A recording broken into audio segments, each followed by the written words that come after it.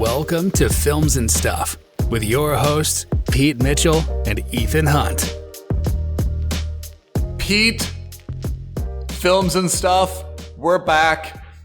As we've discussed, it is a big week for us. If our listeners haven't already heard, we did a huge breakdown of Top Gun Maverick, and now we get to talk about one of our other favorite topics, Star Wars franchise. That's right, Ethan. We are back, and we are going to start so Disney Plus late Thursday night, early Friday morning, dropped the first 2 episodes of Obi Wan Kenobi. Yep. Their 6-episode season 1 run. I say season 1 because I don't know if it's going to be mini-series that ends with the first season, or if it's going to continue, or if it's going to branch off.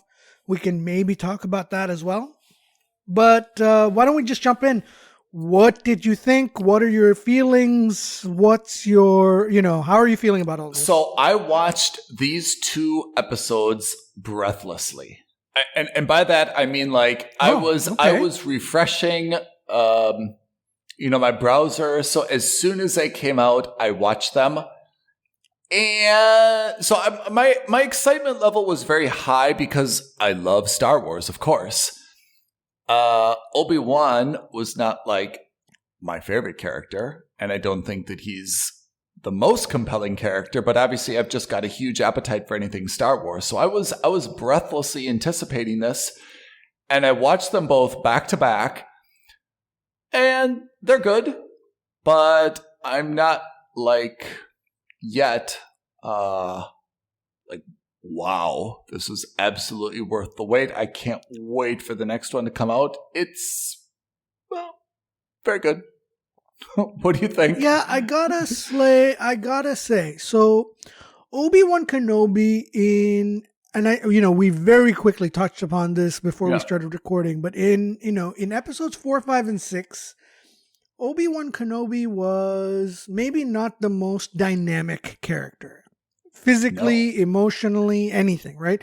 He was just this old grandfatherly mentor figure to Luke, right?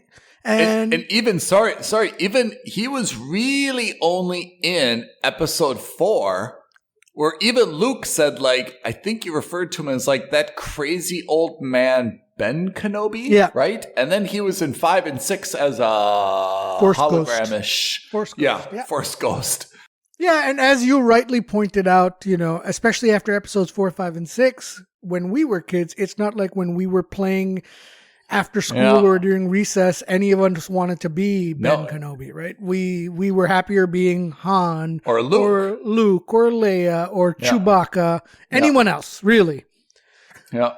I think it was the prequel trilogy that really kicked things off into high gear for the character of Obi-Wan Kenobi.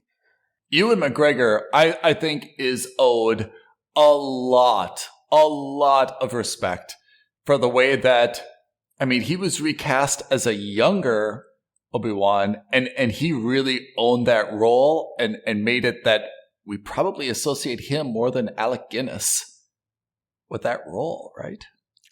Yet, having said that, I will take it one step further and say that Ewan McGregor was so reverential to Alec Guinness that by the end of episode 3, you saw flashes and glimpses of Obi-Wan Ewan McGregor turning into Obi-Wan Alec Guinness. True. Certainly in mannerisms, certainly in the way he spoke. I really appreciated that he was listen, at the end of the day, Alec Guinness is someone who is a phenomenal actor. Yeah. I can't compare myself to him. So as out of respect to him, I'm going to make sure that when people see that my version of Obi-Wan, I want them to know that this is as good as I can get it to be to Alec Guinness's character. Yeah.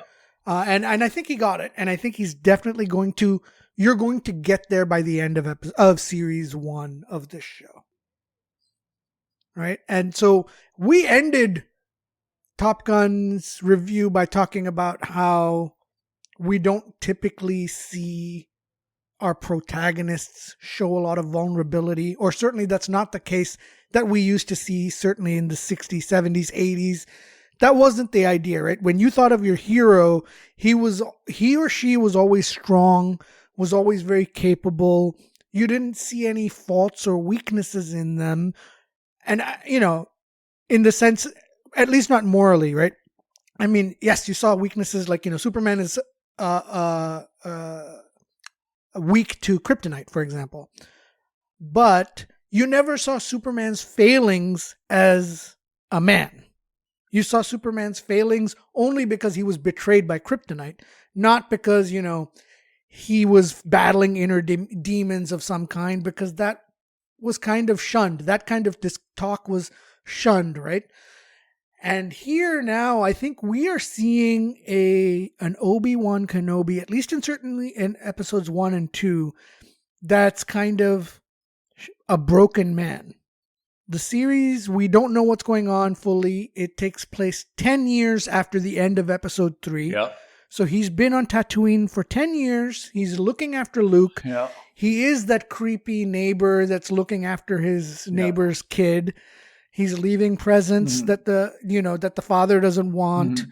He's leaving, he's seeing injustice around him.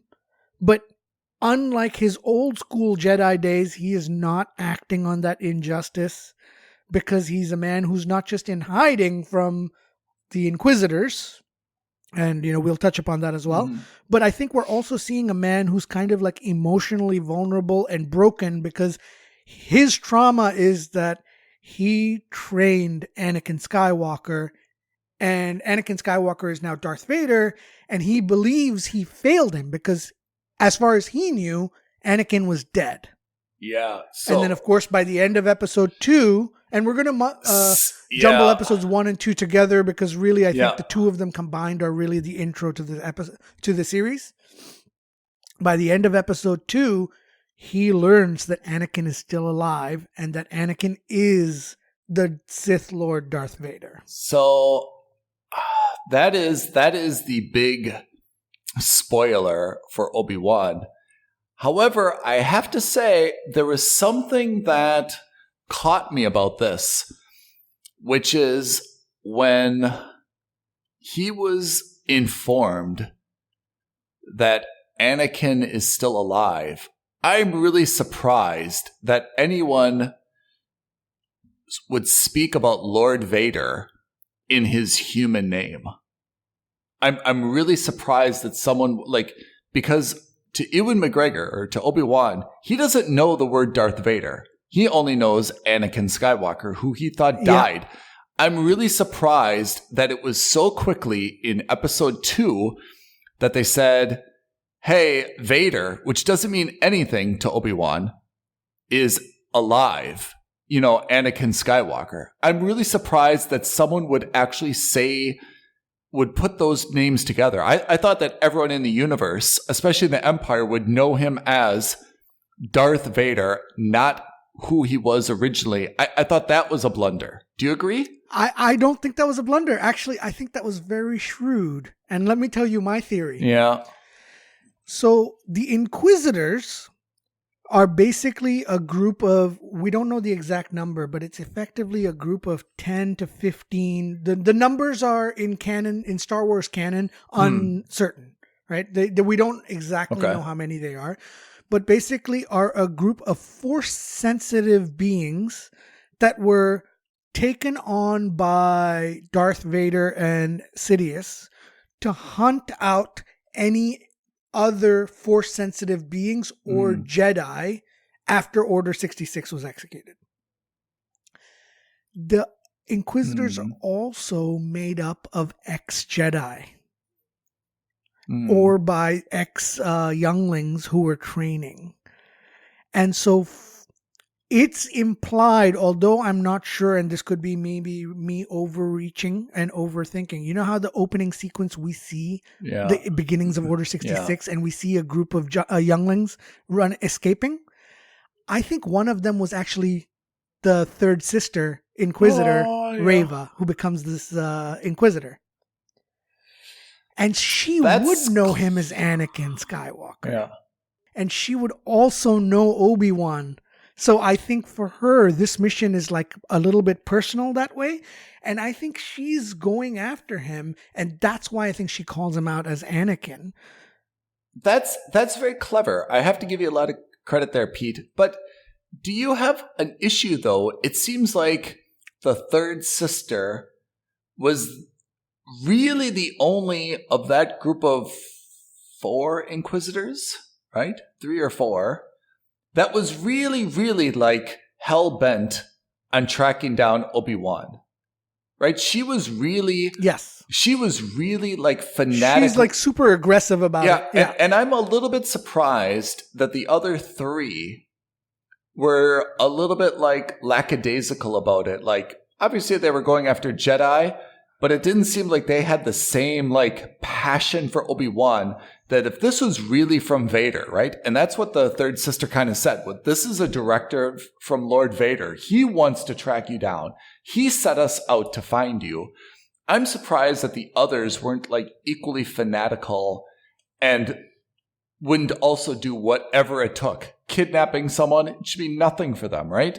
I'm just a little bit surprised that they made this I guess like distinction between that group of Inquisitors. I think so for me, and again, I have a little bit of knowledge of the Inquisitors from the video games and from some of the older TV series, but I think it's also, it's just a function of the way the dark side works, is that the dark side, the people who are like excel at the dark side are the ones who are the most driven and the most ambitious and the most quote unquote evil and obviously mustache twirling bad guys.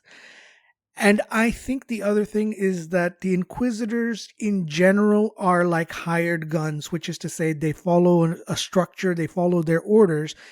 It's really the Grand Inquisitor who is the one who's been tasked with finding Obi-Wan.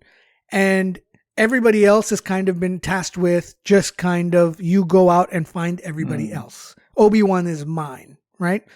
And so she, I think, wants to curry favor with Anakin Skywalker / Darth Vader. And the best way to do that would be to be the one who wrangles Obi-Wan.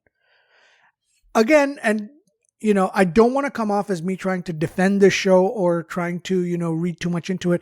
There's nothing to defend because the show is very early in its stages. I don't really have an opinion one way or another. When the show was first announced, I rejoiced because I loved Ewan McGregor. But then I also remembered how the sequel trilogy was going. And I said, oh my God, I'm worried because I'm cautiously optimistic because I know that the creative team has gotten a lot better at Lucasfilms.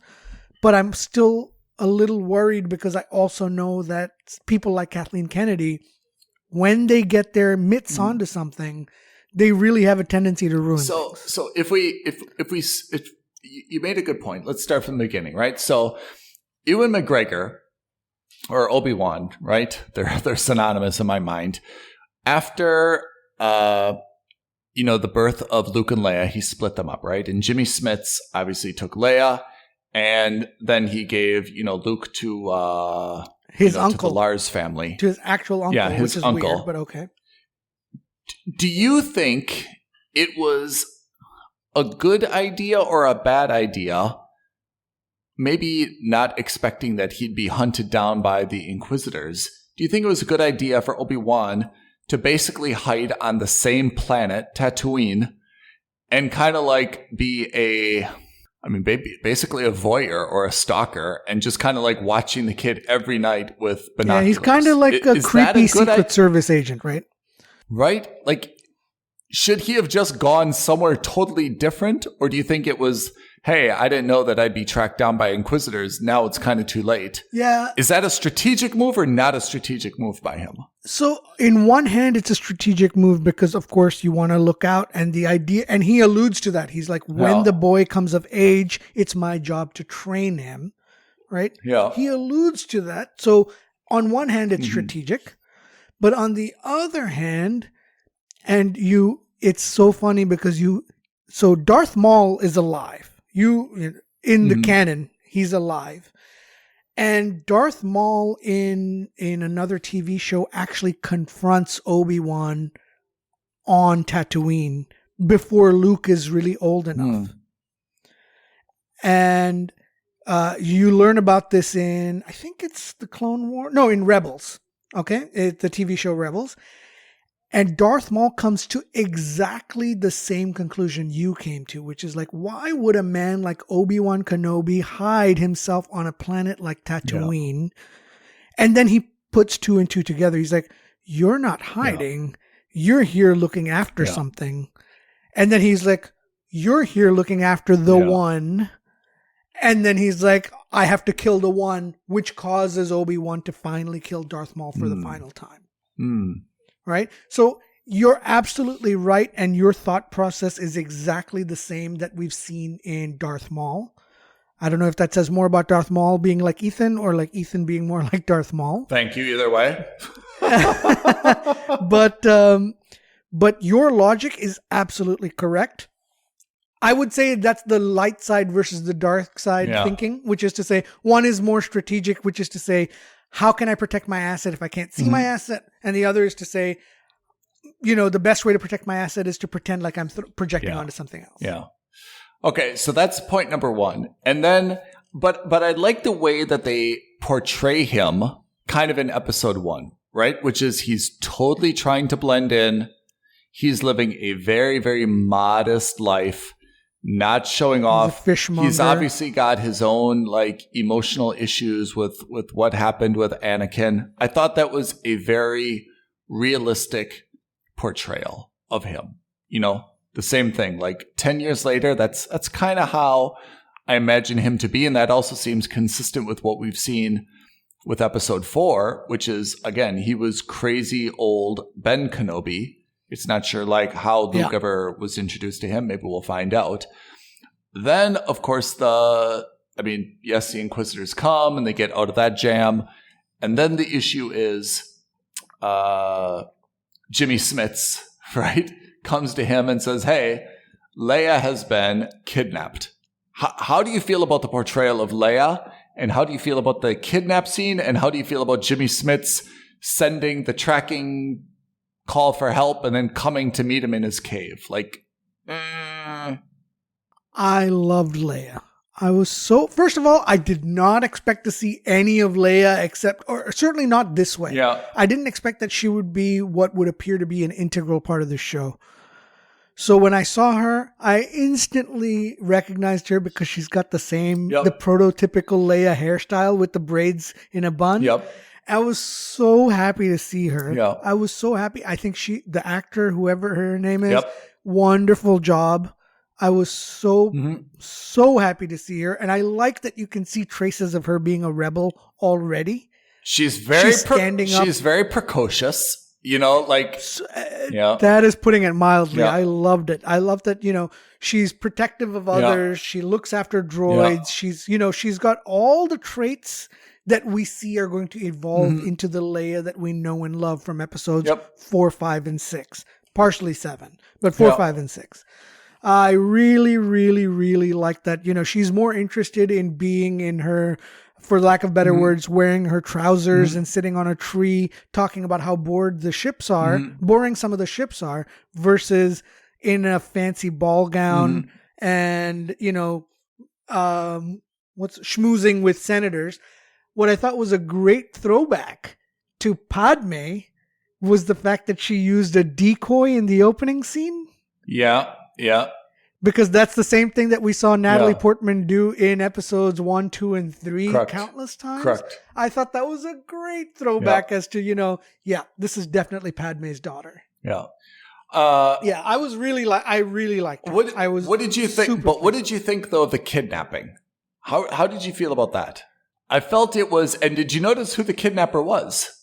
I was so weird to see the Red Hot Chili Peppers do this. Flea. Flea, yeah. It's so weird to see Flea do this. I thought it was fine. I thought that was in terms of, big brain plays, I thought that was exactly what you would expect an Inquisitor to do, is to frame a kidnapping and not knowing, by the way, that they have Anakin Skywalker's daughter. Yeah. Yeah, I thought that was pretty good. I didn't have a problem with it. I'm not clear, though, exactly how the Inquisitors linked Ben Kenobi to Leia. Oh, there was one throwaway line. It wasn't about Leia. It was about the Organas, about Jimmy Smits. Yeah. She had gone through the archives and seen a connection between Obi-Wan and Organa. And so she thought that if they kidnapped Organa's children, he would reach out to Obi-Wan to get him back, which is exactly what happened. Yeah. He played himself perfectly. Yeah. Okay. So well played. It was a throwaway line, Yeah. but it was, again, so this is what I was talking about that they didn't do in Top Gun, that they do in superhero movies and these kinds of movies, is it's a minor quibble, but they just throw out a simple line which explains that quibble away. And even if you don't buy it, at least they say it. So you're just like, okay, mind cleared. I get the link now. We move on. They kidnap Leia. Jimmy Smits sends the distress beacon to Obi-Wan. Obi-Wan ignores it. Jimmy Smits, not taking no for an answer, obviously knows that he's on Tatooine. Not clear how. Okay. Oh, that was said at the end of episode 3. Episode 3? 2. Yeah, in the movie Star Wars episode 3. They say when they say that he's going to go to Tatooine. Yeah, he said, well, because Jimmy Smith's character specifically says, I would like to take the girl. My wife has always wanted a daughter. Yeah, he said, we always wanted to adopt a daughter. Yeah. And Obi-Wan says, I will take the boy to Tatooine and I'll look after him there. So he finds his cave. He goes to meet Obi-Wan and says, look, you're the only guy who I can trust. You're the only guy to do it. Obi-Wan says, fine, I'll do it. Gets on the ship and takes his lightsaber and take Darth Vader's lightsaber, or Anakin's lightsaber, by the way, both of them. And tracks them down how? I missed that. I can't remember. I must have missed it. I can't remember, but they know. I'm not clear how they ended up on that planet. What is it? Is it a planet or a space station? It's a planet? Planet. It's basically a cyberpunk planet. Yeah. It's not clear how they ended up there, but I missed it, but I'm sure they have a reason for that as well. So then he goes, it's obviously a trap, right? He goes in and he finds whatever. A fake Jedi and Kumail Nanjiani. Right. Oh, yeah. This con artist. Oh, yeah. That's a nice, I guess, cameo by him, huh? I thought he played that kind of. Yeah, I don't know, because it's more than a cameo. I looked on IMDb. He's got a few episodes. Yeah, he's credited in 5 episodes. Yeah, so there's going to be, he's going to show up again. Yeah. And I think, for someone who's a con artist, though, when you know that Inquisitors are out there looking for Jedi, it's a pretty stupid thing to do, even for a con artist, to claim that you are a Jedi to try to con people out of money. Yeah. So I'm a bit surprised by that. I agree. So, yeah, it's pretty bold. Obi-Wan eventually tracks down Organa. He rescues her. And here's where I got a little bit annoyed with episode 2. Like episode 1, I was pretty okay with. Organa's like a 10-year-old kid, a little bit annoying, fine. She's precocious. I thought there were 2 blunders, or maybe 1 blunder and 1 annoying thing. The blunder was Obi-Wan says, how old are you? And she says 10. He says, you don't act like a 10-year-old. He knows how old she is. Yeah. I mean, he knows who she is when she was born. He knows that she's 10. Yeah. So I thought that was a mistake, an intentional No, I think that was intentional. I think that was him trying to also just kind of point that out to her. Yeah. Act like your age. I mean, he could have said like, hey, you're 10.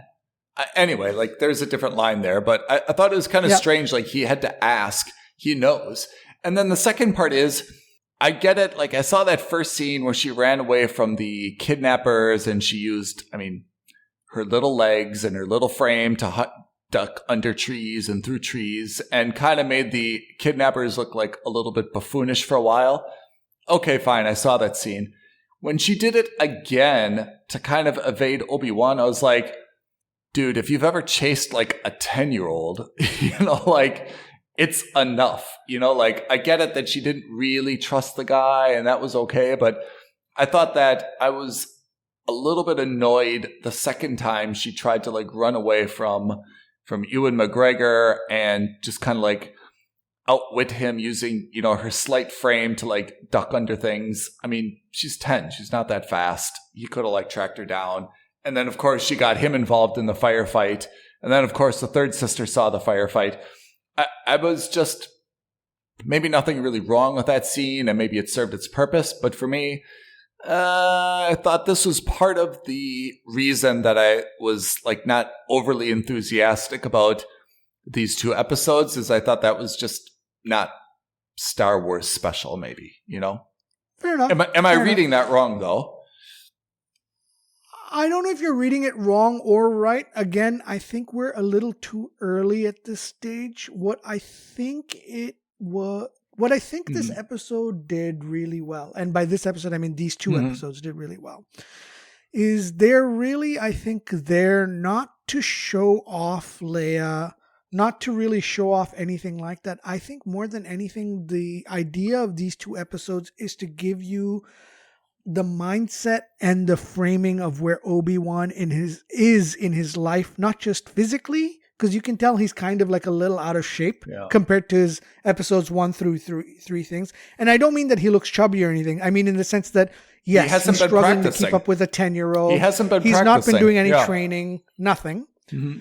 But also gives you a framing of his mindset. Yeah. And I think the real purpose of these two episodes, and God, I hope this is right. I don't know if this is right, if this is wrong, but I think what he has done is, after believing Anakin to be dead, and after leaving him for dead in Mustafar, right, at the end of episode 3, he saw that as a personal failing of himself. And it's obviously something that keeps him up at night, right? He has nightmares. We see him have a nightmare about it. I think what's happened with that is that he has voluntarily cut himself off from the Force. So I think that, he, and we've seen this in Star Wars canon, Jedi have the ability to say no and reject the Force. And I think that's what he's done, which is why it's so weird that he's got his lightsaber, but like you see him use a gun, right? And not just shoot, but like he threatens people with a gun. Whereas in episode 2, very clearly, he looks at guns with disdain, right? He says, "Oh, what an uncivilized weapon," and chucks away the blaster in episode 2 of the movies. And here you see him use a blaster, or at least wield one, and not the lightsaber. And of course, I get it. You want to wield blasters over lightsabers because you also don't want to attract attention to the fact that you're a Jedi. Fine. But then you also see that he's kind of sluggish. And then you also see when Leia falls off that clothesline at the end of the episode, and before she hits the ground, he uses the Force. You see that it's a real struggle for him to use the Force. Yeah. And like it looks like she's a goner. And then at the very last possible second, he reconnects. He uses the Force to slow her down. That's when she starts trusting him. It's because she's like, "Oh my God, you are a Jedi." At the end of the episode, we see him make the connection to Anakin using the Force, right? Because he closes his eyes and he sees Anakin in that Bacta tank. Yeah. And that's why I think episodes 1 and 2 were just like, look, we have a man who's not necessarily physically broken, but he's out of shape. He's a Jedi warrior who at the prime of his life could take on anybody. Disconnected from the Force, or at least is so rusty in the Force that he doesn't know how to use it effectively or wield it. And maybe he's also disconnected from the Force because he's hiding from these Inquisitors, and the Inquisitors can also use the Force. Remember, you see Reva grab the information from Kumail Nanjiani's character's head, right, using the Force. So you see a lot of these things which are, I think, set up for episodes 3 through 6, which is to say, we want you to understand that this is not the Obi-Wan that you know from episodes 1, 2, and 3 of the movies. And this is not yet the Obi-Wan that you know from episode 4 of the movie. So how do we get this supremely capable, confident, young Obi-Wan from episode 3 to the old, wizened, seemingly senile Obi-Wan of episode 4? I mean, that makes good sense. I think you're right in terms of the narrative that they have to make. And maybe that's the trick of the series, which is to try to make an action series or expand on the canon of Obi-Wan and some of these characters. But I was still lukewarm about it. I would say that, I mean, again, if we're giving ratings, I'm at a mooch right now. I mean, I guess I'm at a mooch, but given the importance of this, I tend to say it's important enough to subscribe so that you can see this if you're a Star Wars fan. But if it's just what's the entertainment value of each of these episodes, it's mooch. And those are some of the little things that bother me that maybe they should not, because you've kind of explained that they're for good reason. But I guess I hold Star Wars to a little bit of a higher standard. Yeah, absolutely. And that's part of the reason, like, when I was watching Leia just kind of like outrun people and make them look a little bit buffoonish, I was like, look, this isn't like one of these like comedic movies where, it's not Home Alone, where you find these buffoonish kidnappers and Macaulay Culkin's, like running circles around them. Like, this is a princess, just shoot a net at her, capture her right away, like she runs away from Ewan McGregor. Ewan McGregor should be like ducking under something and runs into Ewan McGregor. He should already be in front of her, you don't have to make it like so buffoonish like that. I thought that she was a very good character. We haven't seen anything of Luke except from a distance. Apart from that, I'm okay with it, but I'm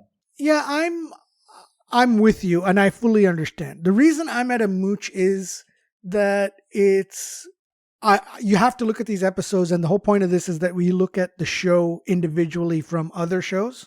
Yeah. Right? I would say that it's a mooch on that basis, and I think that a lot of that fact that it's mooch is for two reasons. One, first of all, we're only 2 episodes into 6.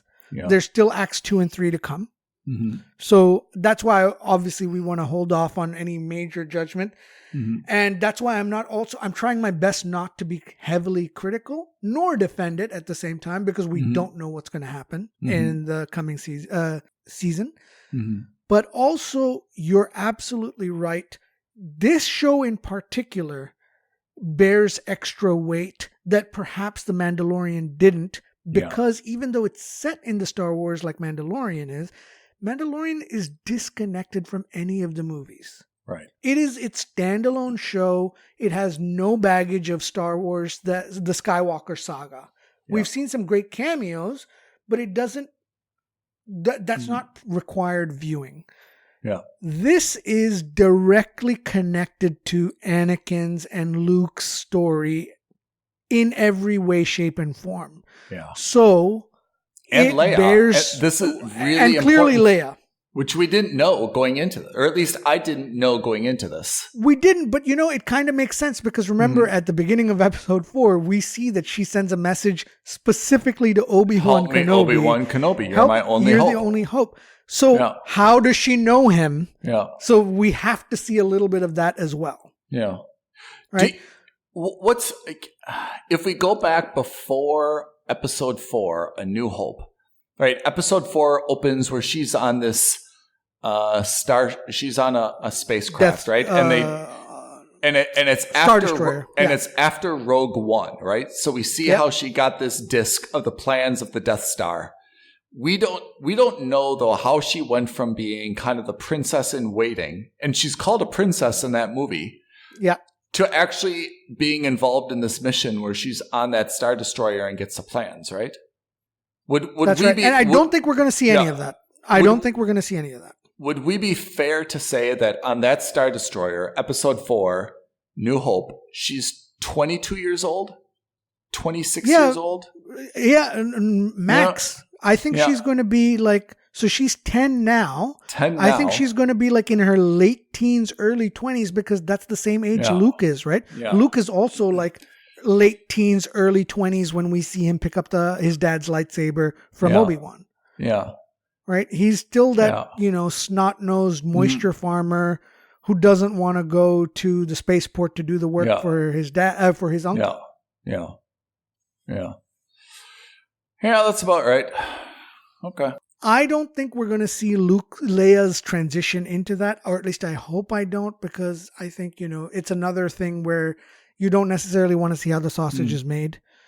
We've seen her as a precocious young kid. Yeah. I like that for her. I like that for this series. And unless the series is going to do time jumps, which I don't think it is, I think let's keep her at 10 for the rest of the season.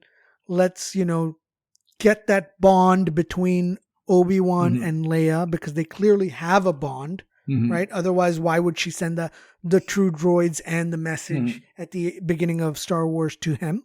That's where I think we are. If you're just speculating, Pete, if we think this through, right? Yeah. She is kidnapped at 10 years of age, and now everybody, including Vader, knows that there is a link between her and Obi-Wan, right? Let's say he rescues her, still age 10. Let's say it even takes a year, age 11, returns her back to her family where she's still Princess Organa. Like, isn't it just pretty clear? Like, look, we can just go after her again and again. She's got this, special connection with Obi-Wan, right? That's the link between them. I'm not sure. Okay, he returns her home and then he goes back into hiding. I don't see that. First of all, in terms of plot, that's boring to keep doing the same trope again and again. It is, but doesn't the Empire, from the mindset of the Empire, they're like, hey, we know exactly who the link is. Why don't we go after her again? Yeah, I think that's also predicated on the fact that Darth Vader finds out about this link. I don't think he does, because I think it stays with the Inquisitors, and I think that's what we're going to find out through this series. I think that information dies with the Inquisitors. I see. Okay. Because that would be like quite important or valuable information to him, right? Oh, absolutely. And remind me, does Anakin know that he does know that Padme had 2 children, right? No, Anakin doesn't know he has kids at all. Was that right? Yeah, he doesn't figure it out until episode 4 or episode 5. Because she dies. He strikes in childbirth. Her. Yeah, no, but he strikes her. She gets passed out. Obi-Wan and Anakin have the fight. Anakin gets destroyed by Obi-Wan. Right. Obi-Wan flies off with Padme, who's pregnant. And then when he next wakes up as Darth Vader, Palpatine tells her, "You killed her." That's why for him it's such a blow in episode 4 or 5 when he figures out that Luke is his kid. How does he figure? Force. I think it's through the Force. I haven't seen 5 in years, but if I remember correctly, he figures it out that he's the son because of the Force connection. Does he figure it out, or there's through something with Obi-Wan?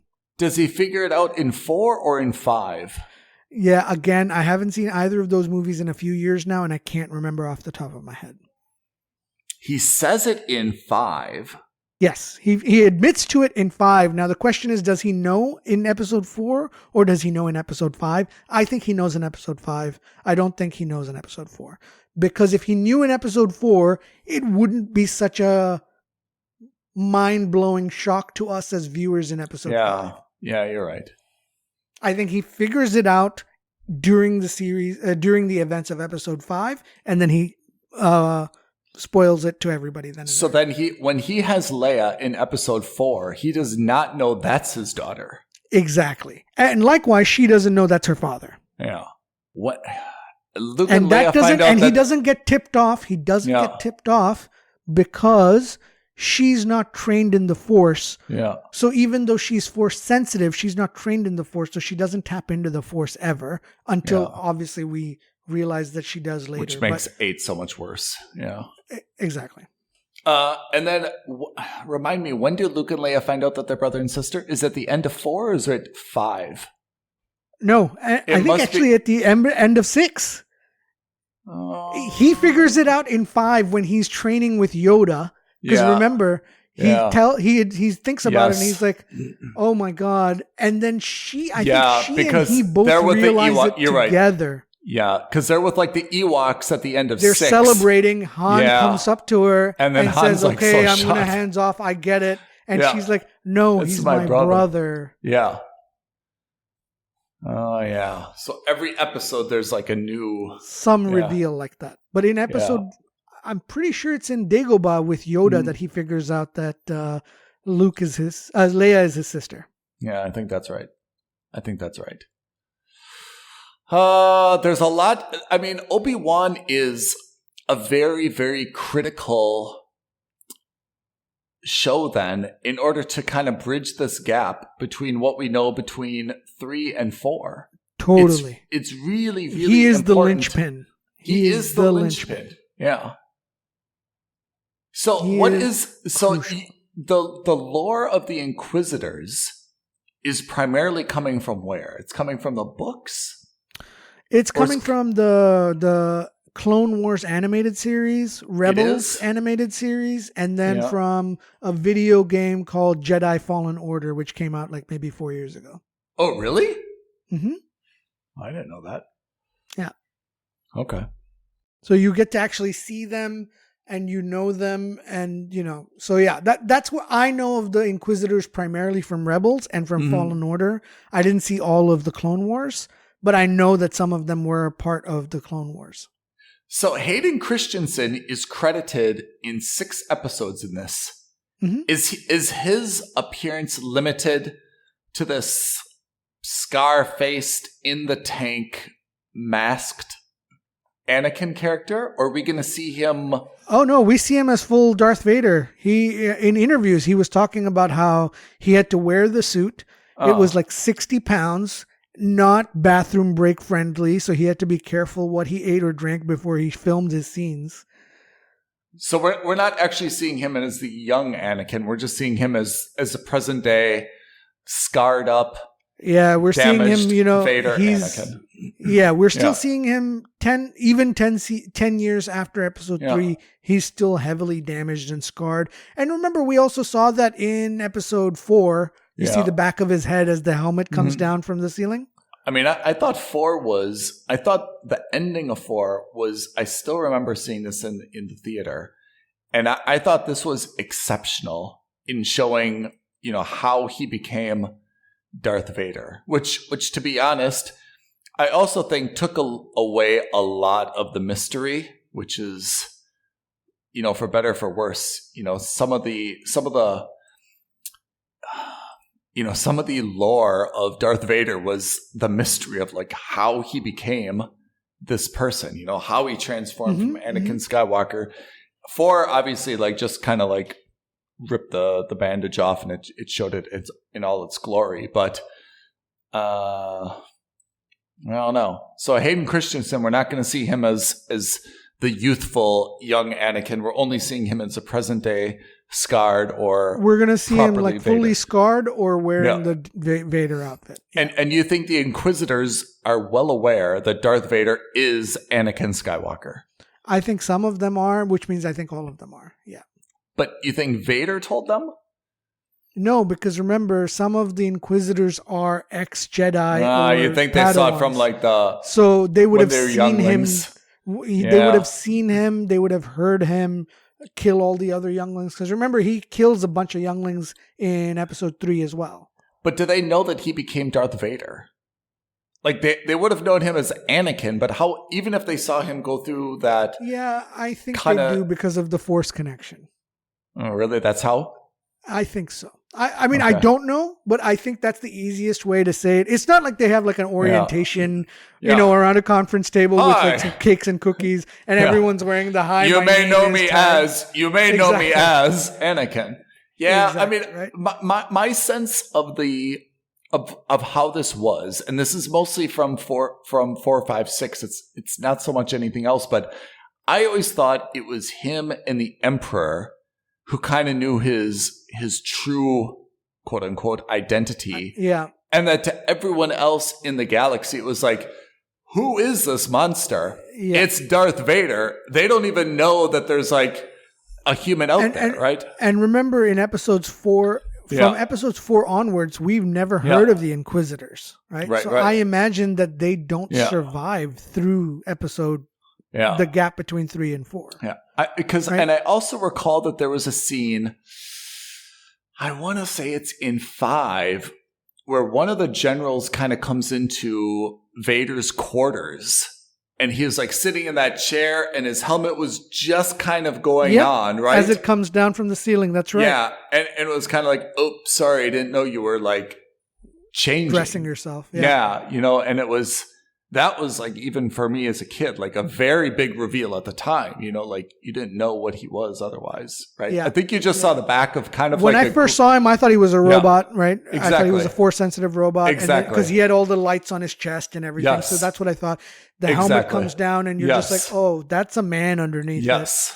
What I think is, and they never explicitly say it to your point, but I think it's maybe is common knowledge that Darth Vader is Anakin Skywalker, because if you think about it, everyone refers to the Emperor as Emperor Palpatine. They don't call him Darth Sidious, even though that's what his name is, right? His name is Darth Sidious / Sheev Palpatine. That's his human name, is Sheev Palpatine. Everyone calls him Sheev Palpatine. I always knew him as Emperor Palpatine more than I knew him as Darth Sidious. Yeah. So I don't think it would be a shocker if people were like, yes, I know him, Darth Vader. His name is Anakin Skywalker. I don't think it would be a super shock. Okay. Let's go back to Tatooine, because there's going to be a separate series on Tatooine, right? What do you mean by a separate series? Is there going to be a Disney series Tatooine, or this is it? I don't know about Tatooine. I know there's one called Andor, which is about Cassian you're right. Andor. There's going to be one about Andor, yeah. Yeah, so that I think will be all over the place. And that will be, I think that's going to be close to the same time this is going on. Yeah. So I wouldn't be surprised if we see an Andor cameo to set up the Andor show. What happens on Andor in the lore? Can't even remember. No idea. Because for me, so Andor is that guy's name, right? Captain Andor from Rogue One, Diego Luna's character. What happens where does Rogue One take place? What planet is this? So the Seraphin, it takes place on a couple planets. Yeah. You see the home planet. Yeah. I can't remember where Rogue One takes place. The most of it takes place on the beaches of the planet where they keep the information on the Death Star. Yeah, but what Seraphin or Sarah something? Is that what it's called? That's the name of that planet. I can't remember the name. Yeah, nor can I. I want to find out, but I also don't remember. Okay, can we go back? What is it? Scarif. Scarif? Yeah, that's the name of the planet where they have the massive battle to steal the data. Scarif. Yeah. Yeah. Okay. One more question to tap into your Star Wars knowledge. So, Owen is the uncle of Obi-Wan? No, uncle of Luke. Anakin's mom's brother. It's Anakin's mom's brother. He doesn't have any Force abilities that we're aware of, right? That we're aware of, correct. And Vader is. And I don't think he ever did. I wish I knew more about how, he actually took in Luke. And maybe that's coming, but I mean, it just seems very strange because the history is that Obi-Wan basically just showed up at his farm and said, here's a baby, but didn't apparently tell him who the baby is, right? No, he knows. He knows that it's his. He knows that it's his nephew. Oh. He knows. That's the primary reason he doesn't want anything to do with Obi-Wan, is because he doesn't want him to get involved with the Force again or do anything. That's why he's been very protective of Luke. At least that's my read on it. Listeners, please don't, if I'm wrong, please don't lambaste us in the comments. Let us know. I mean, I'll take the lambasting because I probably deserve it, but a lot of these are for me, there are a lot of very discrete questions that are not immediately clear. I mean, Pete's read more of the books and seen more of the animated series than I have. So I'm just not clear on some of the finer points, but it's kind of like... they're not super clear for me either all the time. They're a little fuzzy. I will admit that, but my feeling and my opinion is that Owen is aware of who Luke is in terms of Anakin, and that it's his grandnephew, I guess. So he would think that Anakin is dead as well then, presumably. Right? Yes, because, I mean, that's what Obi-Wan would have told him, right? Yeah. And that's kind of what everyone in the universe, I guess, thinks, except for kind of the Inquisitors then. Right? I mean, everyone kind of thinks that Anakin is dead. For all intents and purposes, Anakin died. No one really knows how he died. I mean, I guess Obi-Wan would really be the only person to say that he died. I think anyone who's Force sensitive and who knew him would know. Because remember, Yoda...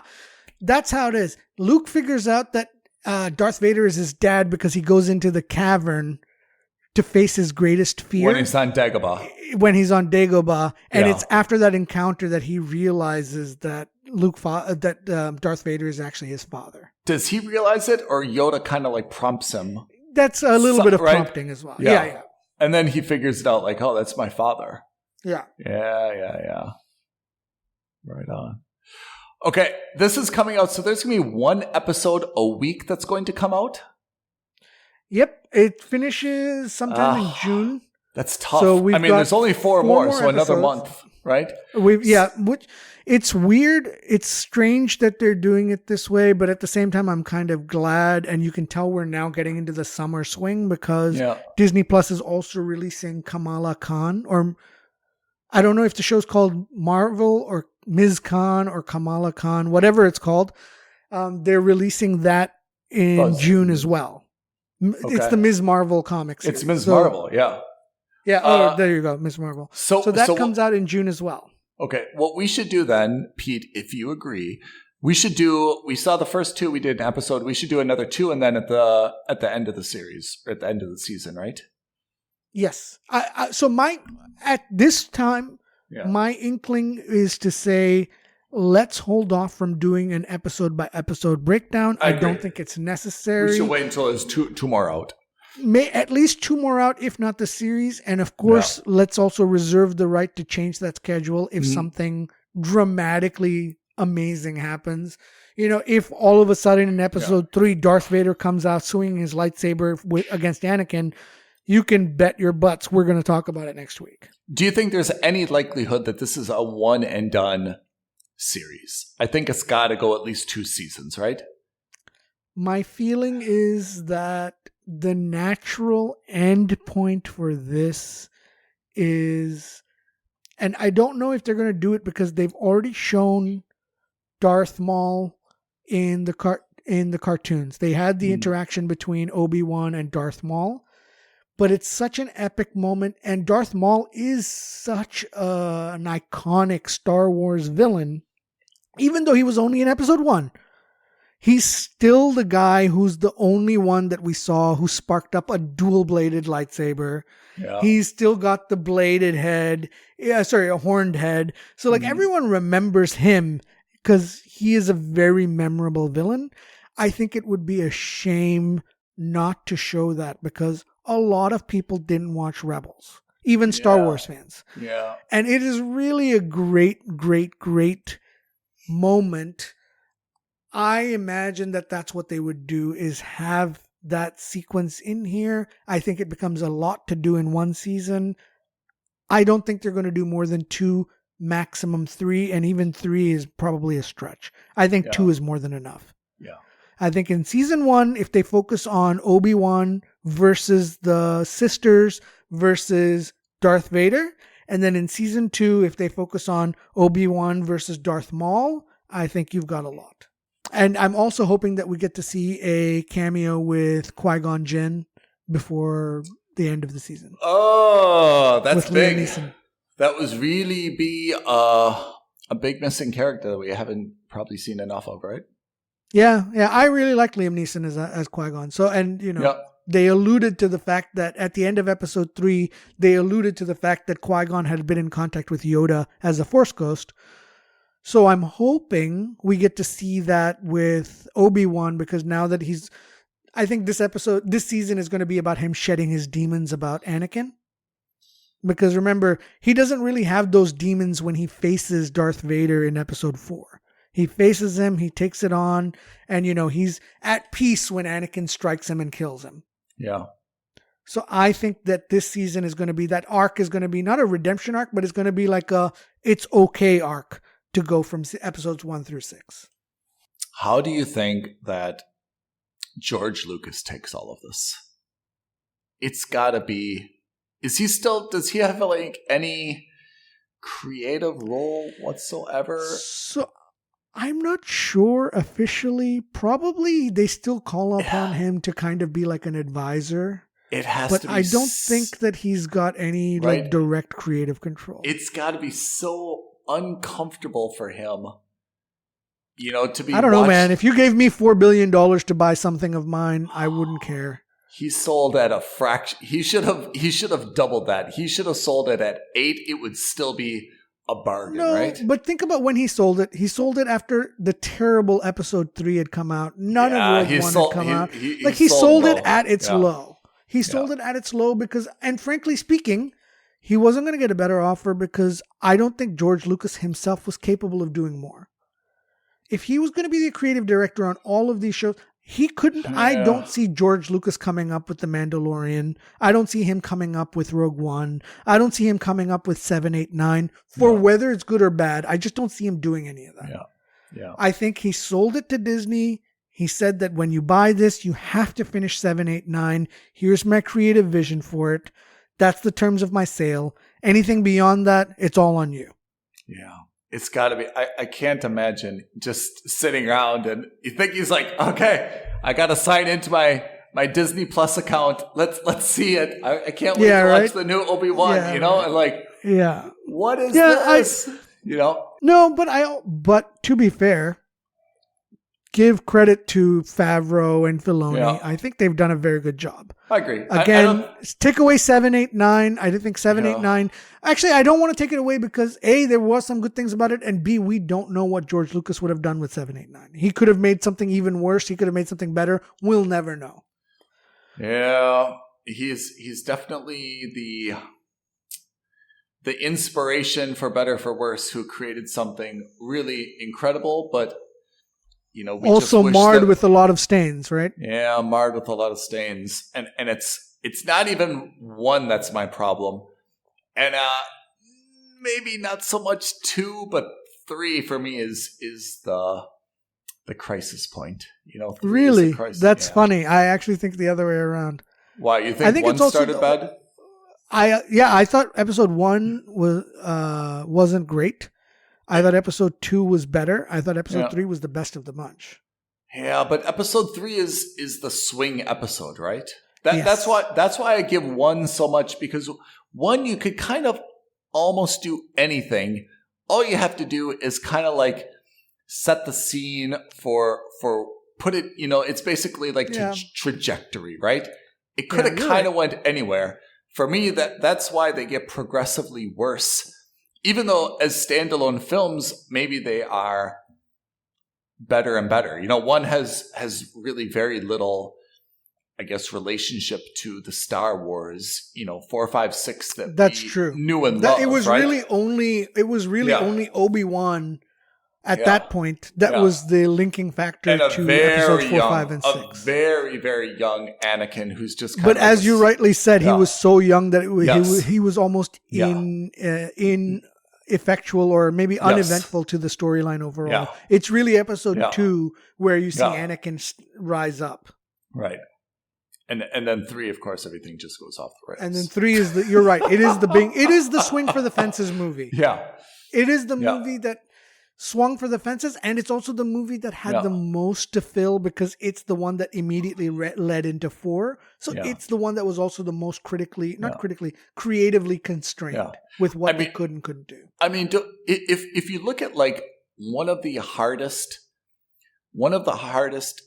I guess, stories or plots to populate, it's got to be the justification for a good guy going bad, right?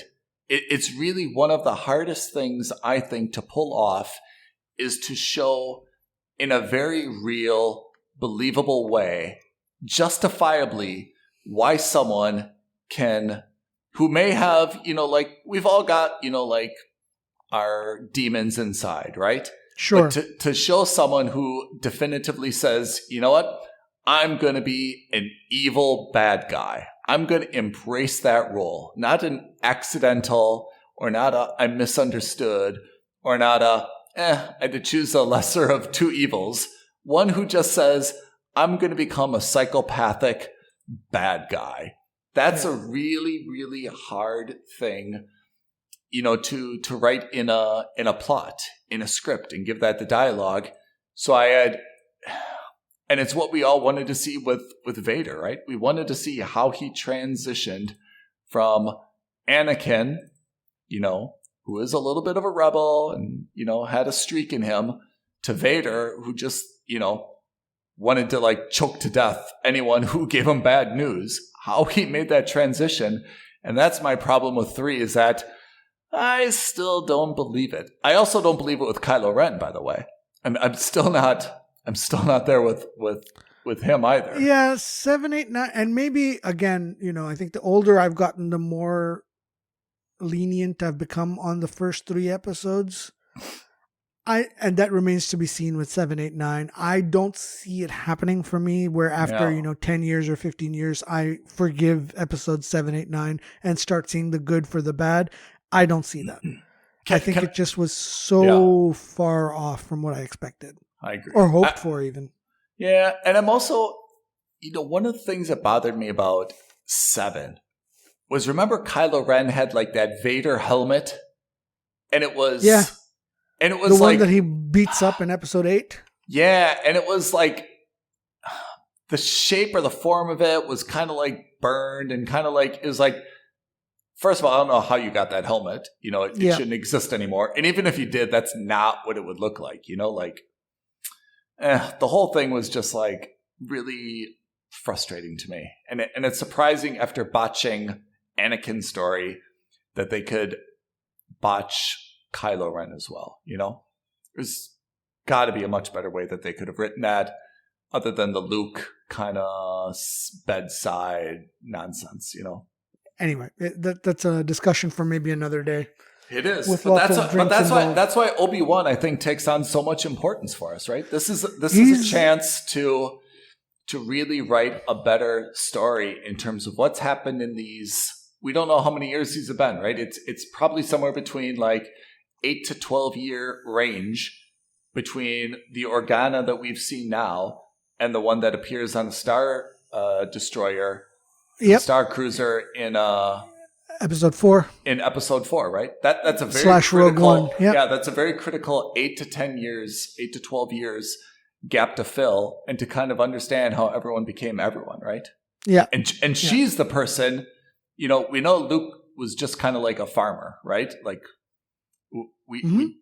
Leia's the one who really had, the biggest like character growth, right?